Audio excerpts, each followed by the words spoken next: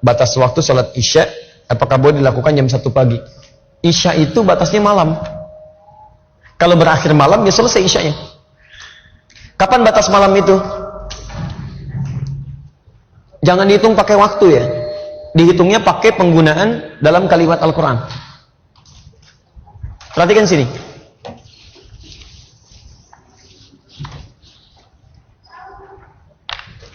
Sholat isya itu dikerjakan waktunya kapan?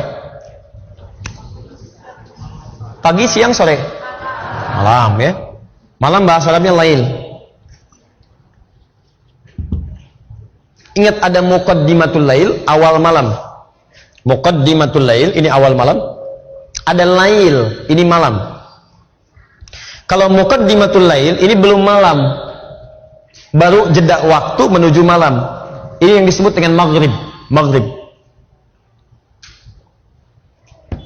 Biasanya untuk menunjuk pada waktu ini menggunakan kata ila sebelum kata lail. Ila.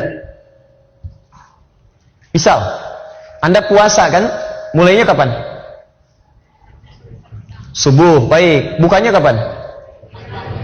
Maghrib kan? Maghrib, ketika menyebutkan maghrib, kalimat Qurannya ini ilal lail. Quran surah kedua Al-Baqarah ayat 187.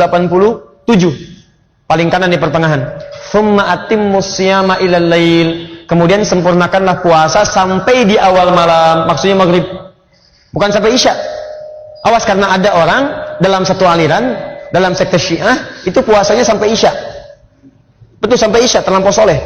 Nabi aja maghrib, dia isya. Jadi kalau antum punya teman, maghrib gak mau buka, kemudian dia masuk kamar misalnya, terus isya dia baru buka, nah itu terindikasi Syiah diantaranya. Ya. Nah, sekarang lihat. Kalau sampai masuknya malam, maka itu yang disebut dengan lail. Lail. Ini yang dimaksud dengan malam. Kalau malam sudah tiba, maka dimulai dengan isya di sini. Isya. Kapan batasnya malam ini? Batas malam itu ketika malam mulai habis muncul fajar. Ya. Lihat kalimatnya. Minal khaytil aswadi minal fajr. Fajar. Ini saya tuliskan. Lail. Malam. Membentang dari sini sampai ke fajar. Waktu singkat menjelang fajar sekitar 30 menit, 15 sampai 30 menit. Disebut dengan sahar namanya, saharun. Jamaknya disebut dengan ashar. Fokus.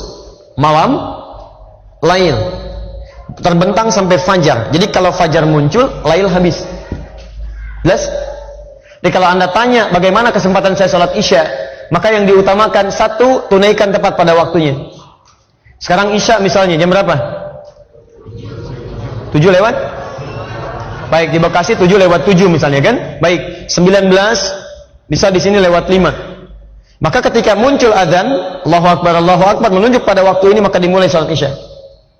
Terbentang luas. Terbentang luas. Tapi keluasan ini pun diikat dengan waktu yang paling utama. Yang paling utama, tunaikan tepat waktu. Kalau Anda terbiasa tahajud, takut kehilangan tahajud, boleh kemudian Anda jadikan salat isyanya diakhirkan.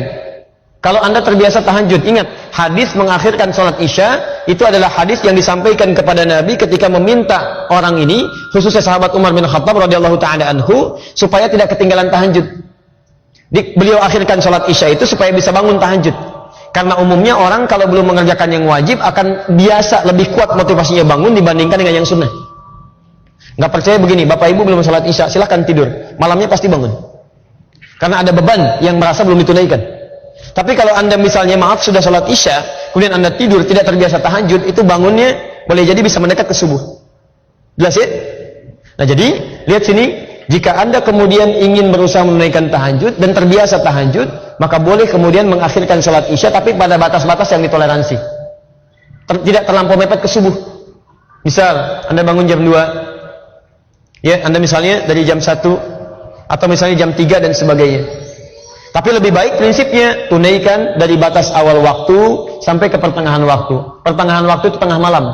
Kalau kita ambil jam 12 atau kisaran sampai jam 1. Ya.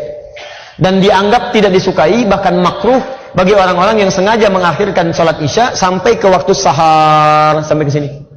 30 menit sebelum waktu subuh. Itu dipandang makruh sekalipun masih ada waktunya di situ. Jelas ya?